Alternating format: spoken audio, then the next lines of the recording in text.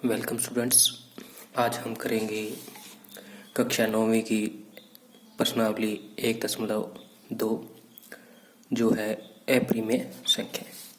तो आइए सबसे पहले हम जानेंगे अप्रिमेय संख्याएं।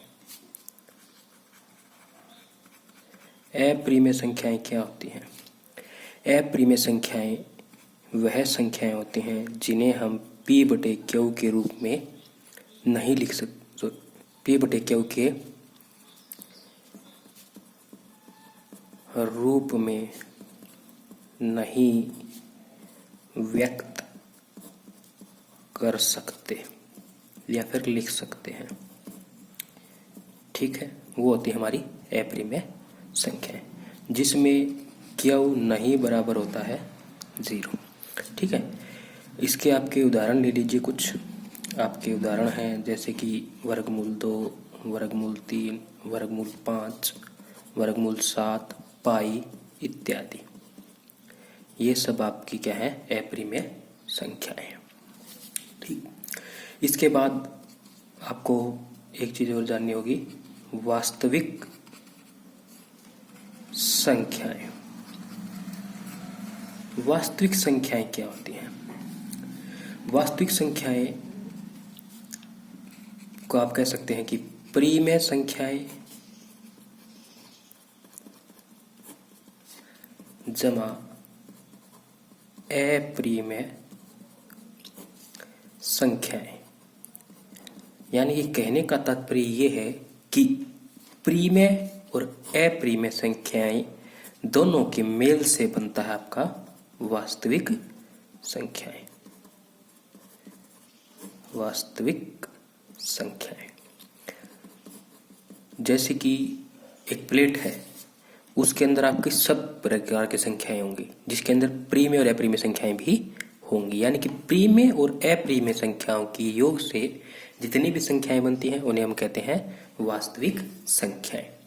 चलिए अब इसके सवाल देखते हैं। तो सवाल नंबर 1 है आपका, नीचे दिए गए कथन सत्य है असत्य, कारण सहित उत्तर दीजिए। इसका भाग सवाल नंबर 1 का भाग नंबर 1 है। इसमें कहता है कि प्रत्येक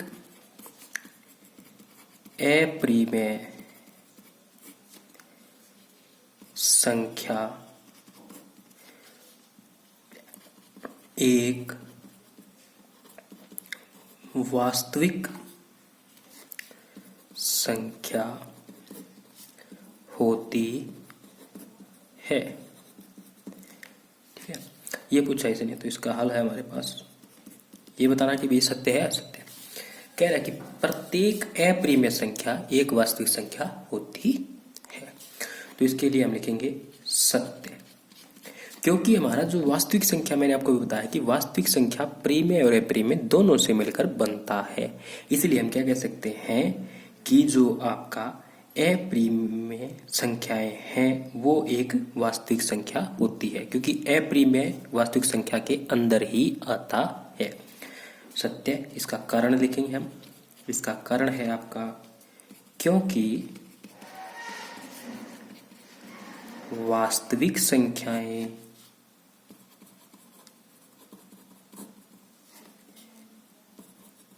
अप्रिमेय, वास्तविक संख्या नहीं, वास्तविक संख्याओं में, थोड़ा सा मिस्टेक हो गया यहाँ पर। कारण, क्योंकि वास्तविक संख्याओं में अप्रिमेय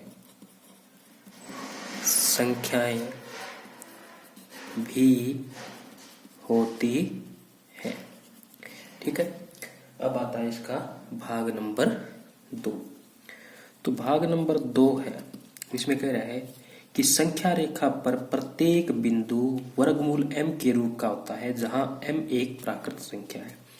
कह रहा है कि संख्या रेखा का प्रत्येक बिंदु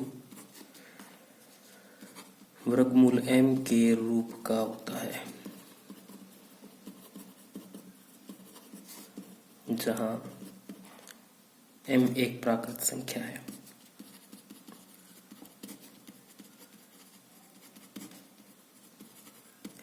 मैंने कल आपको प्राकृत संख्याएं बताई थी प्राकृत संख्याएं हमारी क्या होती हैं, 1 2 3 4 5 6।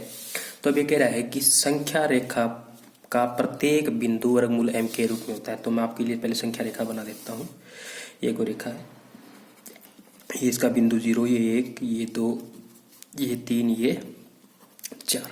ठीक है, इसी प्रकार इस तरफ भी होता है, -1 -2 -3। ये होती है हमारी संख्या रेखा। तो कह रहा है कि वर्गमूल m के रूप का होता है, संख्या रेखा प्रत्येक बिंदु वर्गमूल m के रूप का। जैसे कि पहले तो मैं आपको बताता हूँ, होता है नहीं, तो हम लिखेंगे इसके लिए असत्य।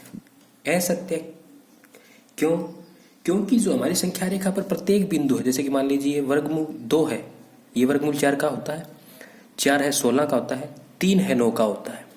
लेकिन -1 -2 -3 कभी भी किसी का भी जो है आपका वर्गमूल नहीं होता। जब भी हम वर्गमूल के नाम असत्य, ठीक है, इसका हम आपको अब देते हैं कारण। कारण में लिखेंगे संख्या रेखा पर दोनों ऋणात्मक एवं धनात्मक संख्याएं होती हैं, परंतु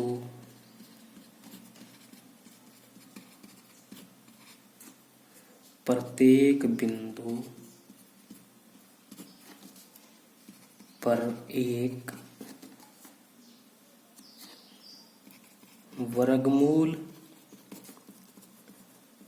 संख्या हो, यह संभव नहीं है, क्योंकि ऋणात्मक संख्याएं कभी भी किसी वर्गमूल को हल करने पर नहीं आती हैं।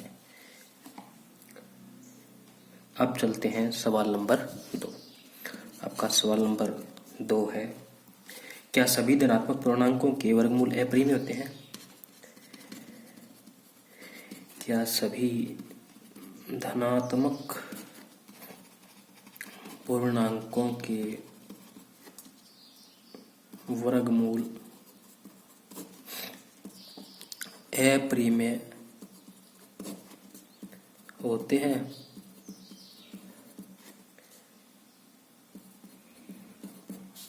यदि नहीं तो एक ऐसी संख्या के वर्गमूल का उदाहरण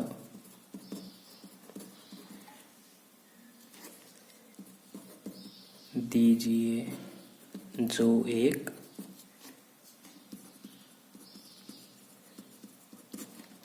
परिमेय संख्या है।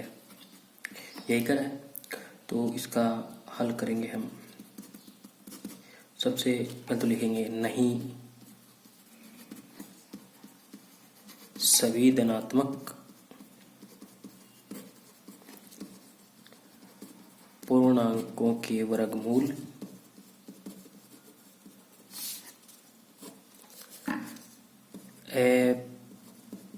अपरिमेय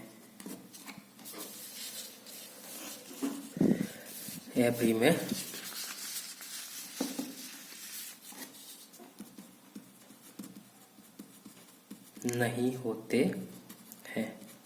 क्योंकि मैं आपको पहले उदाहरण देता हूं, किसका उदाहरण देते हैं हम इसका। जैसे कि वर्गमूल 4 करने पर हमें क्या प्राप्त होता है? 2।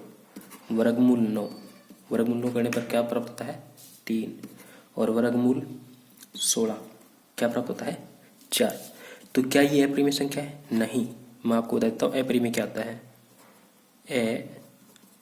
अपरिमेय संख्या क्या होती है हमारी? जैसे कि वर्गमूल 3, वर्गमूल 5, वर्गमूल 7, ये सब क्या हमारे अपरिमेय है। क्या है?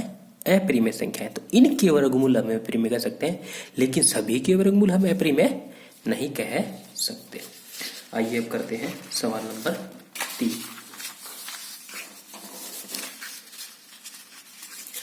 आपका सवाल नंबर 3 है,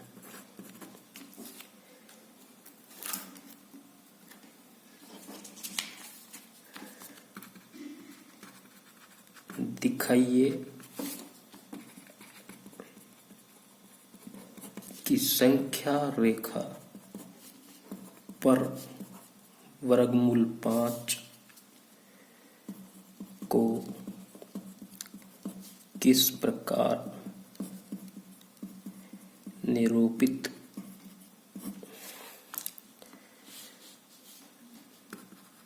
किया जाता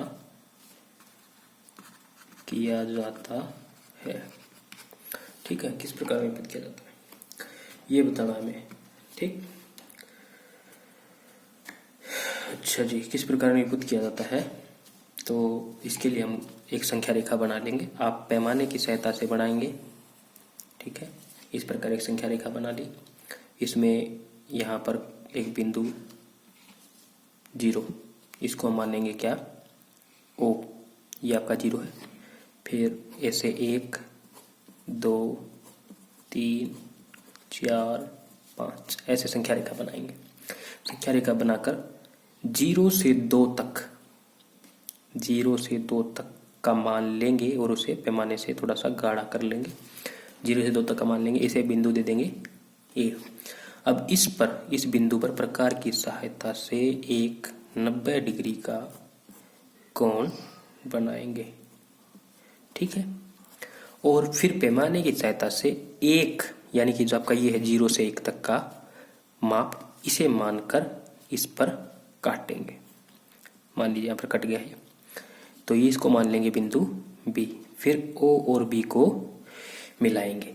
तो इस प्रकार OAB क्या बन गया आपका, एक समकोण त्रिभुज। और हम लिखेंगे समकोण त्रिभुज OAB में। समकोण त्रिभुज OAB में क्या है आपका, OA बराबर कितना आपका 2 और AB बराबर है आपका 1। हमें निकालना क्या है, OB ज्ञात करना है। तो हम जानते हैं कि पाइथागोरस प्रमेय में क्या होता है, कर्ण की 2 बराबर है आधार की 2 जमा लंब की 2, यही होता है। तो इस सूत्र का इस्तेमाल करेंगे हम। यहाँ से OB की 2 बराबर यहाँ से क्या जाएगा, 2 की 2 जमा 1 की 2, तो यहाँ से हो जाएगा OB की 2 बराबर 4 जमा के 1, यानी कि OB की 2 बराबर है 5। और इसको इस तरह भेजेंगे तो यहाँ से क्या जाएगा, OB बराबर वर्गमूल 5। तो OB का मान कितना आ गया यहाँ से, वर्गमूल 5। तो वर्गमूल 5 को हम संख्या रेखा पर इस प्रकार प्रदर्शित करेंगे।